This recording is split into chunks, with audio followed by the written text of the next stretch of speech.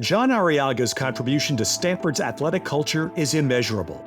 The real estate developer, philanthropist, and Stanford alum had a vision for the campus he loved so much. He could see a new stadium before there was a shovel in the ground. He could see every detail of a new gymnasium without needing a blueprint. He had an unbelievable eye for the way things can look and the process to get them there. One thing I know he was really proud of, trying to make sure that the new buildings look just like the old buildings. And you can't really tell which one was there first. That was important to him, that they all looked the same and they all looked like Stanford. There was never a written ask. There was never a form to fill out with John's giving. He never asked for permission.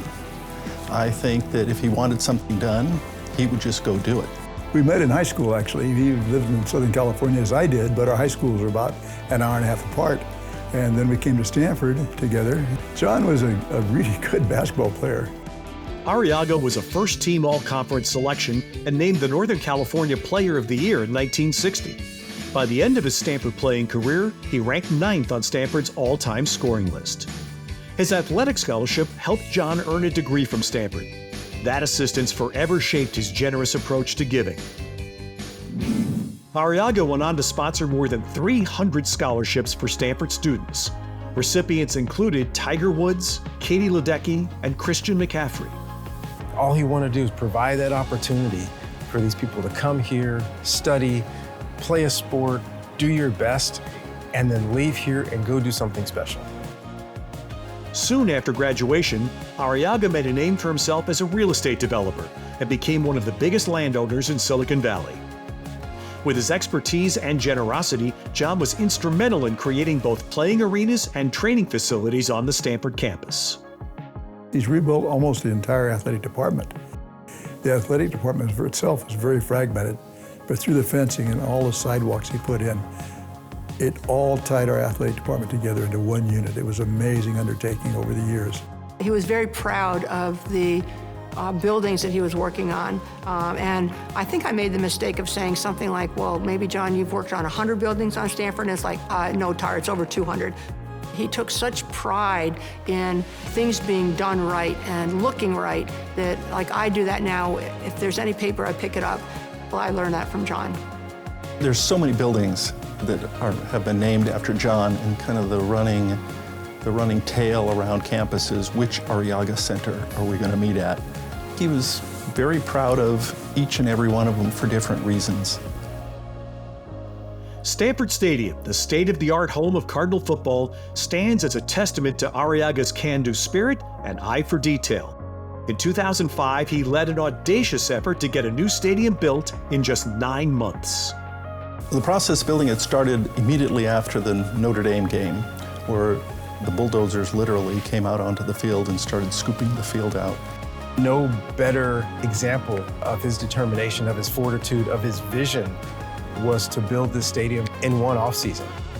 With John's guiding hand, incredibly, the stadium was completed in time for Stanford's first home game of the 2006 season.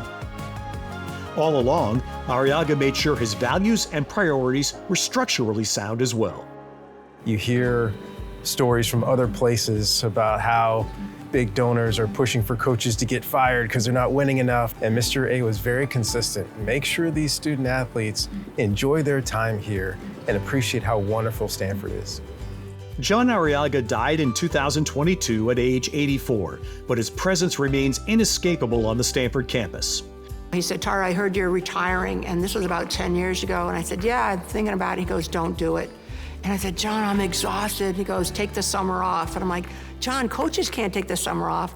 I said, Bernard, my athletic director, wouldn't agree to that. And I got home from dinner and my phone rang, and he said, I talked to Bernard, it's fine. So I did take the summer off. One of the times we won the national championship, John said, well, why don't you bring the team out to the farm and I'll put on a barbecue for them. Well, we won that year, but then we won the next year. He said, come on out again. To be a good leader, you have to set a good example. And John did lead by example. And I think our entire community is better for it.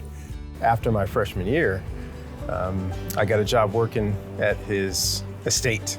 And he told us 3 things. You know, with three guys working there for the summer. Show up early, work your ass off at whatever you're given to do. And number 3, don't touch the grass. This guy owns all this huge property, but he mows his own grass.